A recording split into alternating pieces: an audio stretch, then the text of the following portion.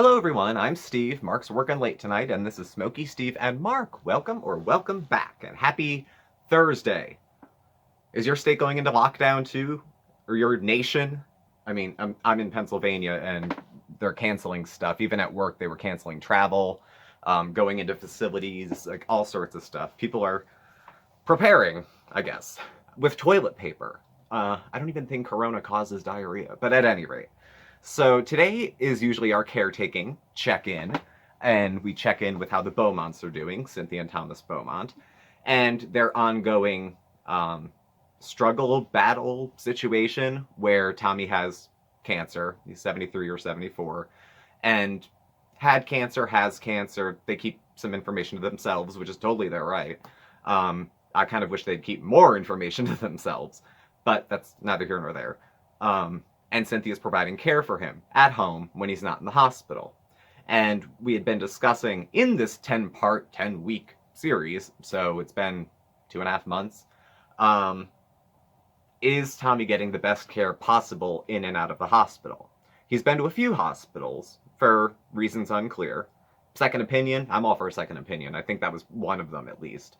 And he's had to come home, and he's gotten sick when he came home sick, but he's gotten worse when he comes home to their apartment, and then goes back to the hospital, and that's like they patch him up and send him home and patch him up and send him home. And he's looked very rough a few times.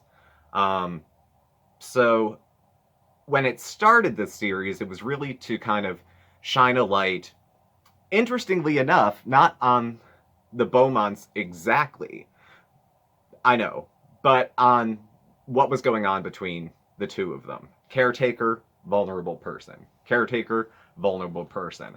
And I was talking in hypotheticals. Let's say I was the vulnerable person. What would I want Mark to do for me if he was calling all the shots? Because in their relationship, Cynthia makes the decisions. And especially if he's not capable of doing it, she makes them. She said as much herself that she's power of attorney and she's his spouse. So having followed this for 10 weeks, the pattern that's gone on is Tommy gets better in the hospital, goes home, they receive some medical instructions and orders for home health, which, for their own reasons, they don't care to follow up with. He gets worse, they go back to the hospital, he gets a little better, he goes home, he gets worse, it goes back. So this has been cycling for a while. So this is how they're addressing it at the moment. I don't know that I have too much more to say at the moment. So I think the series for now is going to go on hiatus. That's not to say there wouldn't be a special here and there, but having our regular Thursday caretaking videos are going to be taken off the plate for a little bit of time. Now, aside from just it's getting redundant to cover the same thing over and over, there's a few other reasons. I don't want to be that guy that comes on and gives you some BS reason why he doesn't want to do something when obviously other stuff's going on.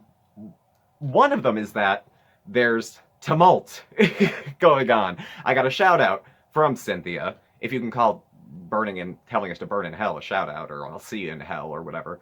And that's not good. I don't care about how it looks on the channel. I know my intentions, and my intentions in watching these videos was good.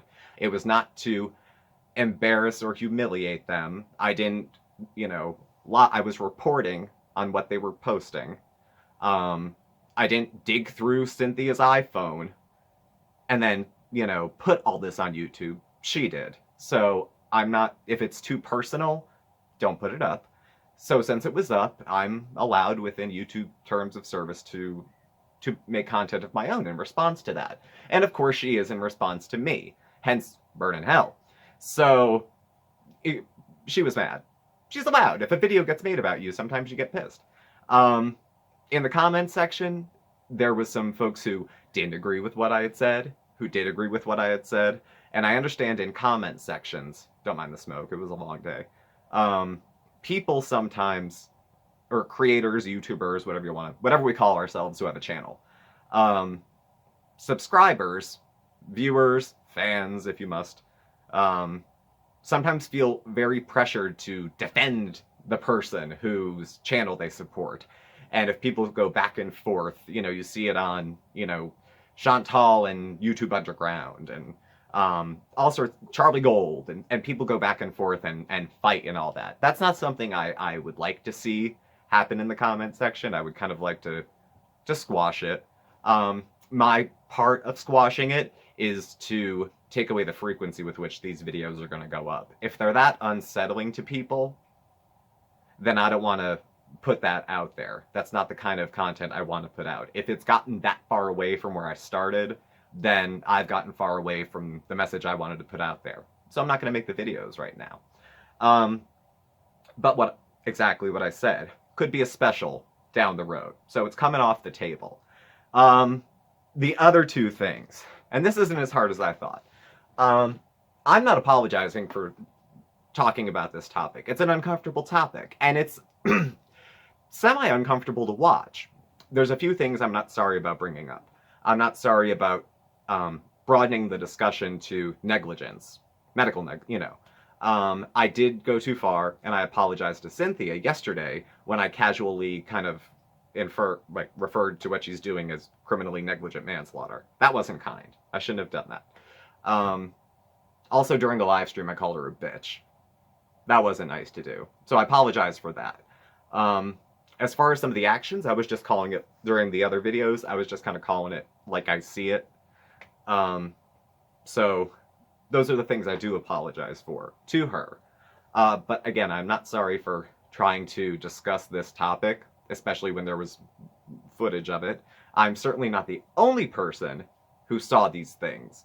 And I'm maybe burdened with a bit of a conscience. I mean, it's very comfortable to say, it's none of my business, it has nothing to do with me, but it's posted on YouTube. It's available for any of us to see. And each of our videos has a comments section. Okay, so I can comment on her videos. She has all the right in the world to edit her comment section. I have the right to edit mine. I don't, unless it's like you're threatening to kill yourself, somebody else, me, or if you went on like a racist tirade, I might, take the comment down. But I believe that however uncomfortable it is for me to read a comment that's not flattering, that's part of YouTube. That's part of the game. Not everyone's going to like what I have to say. Not everyone's going to like the stuff that I put out. Not everyone likes the stuff she puts out. So that's just part and parcel with it. And, so it goes. But I felt like I wasn't going to be the person to call APS or call the police or any of that stuff. I'm not that guy. To that extent, Tommy's in front of doctors all the time, especially now. All these mandated reporters he comes in front of. He doesn't need anybody who's going to call the cops. If anything's going wrong or if he's being neglected or abused, it's going to come in front of somebody who's going to report it. So I don't think he needs me or anybody else doing that. I do have something of a conscience, though. And if, for example, I have a downstairs neighbor, and she is a young kid. And Mark and I live upstairs, obviously. We're on the second floor. And if day after day I saw the kid going to school and he was getting thinner and thinner, and he was going without a lunch and his clothes were getting ratty, it would be very comfortable for me to say, not my kid, not my problem, none of my business. And it's true, it's not my kid. And it really is not my problem. And it's not my business. But I would still feel compelled to act, to do something. When someone who's vulnerable is being treated, I believe, poorly, if you don't say anything, it keeps going on. Like if no attention is drawn to it, it'll continue. Now, I'm not saying that me making videos has changed Cynthia's behavior or Tommy's treatment plan one bit. But at least I said something. And I think at this point, I think I've said enough. Now, again, if I think of more to say, there will be another video, definitely. But for the time being, I'm going to do what, frankly, in my opinion, Cynthia should be doing, and stop talking about her YouTube channel. I do, again, not apologizing for discussing the topic, not apologizing for being critical of using pictures of her husband in thumbnails as clickbait, hashtagging those pictures of him barely breathing with his neck perched up, and hashtagging it creator on the rise. I think that's wildly inappropriate. Other hashtags, Tommy, Get Well, Cancer Warrior, all those make sense, and all those are good. You'll find other people who will support you. Creator on the Rise makes it seem like you're trying to build your channel and draw people in, and this is your clickbait for it. I mean, to me, it felt wrong. But, like I said, your channel, your call. I put stuff on my channel that is probably wildly offensive to a lot of people, and they're free to comment on that too. So I think I cleaned up in this video most of what I wanted to. I let you guys know the direction of where Caretaking is going. I cleaned up part of my side of the street with Cynthia in apologizing for some of the language I used towards her as of late.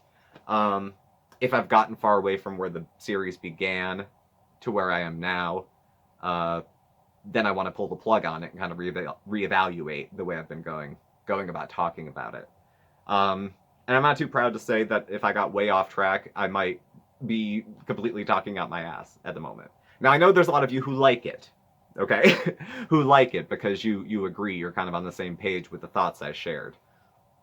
Good. And there's been some good discussions in the comments section. But for the time being, I'm just going to watch the show.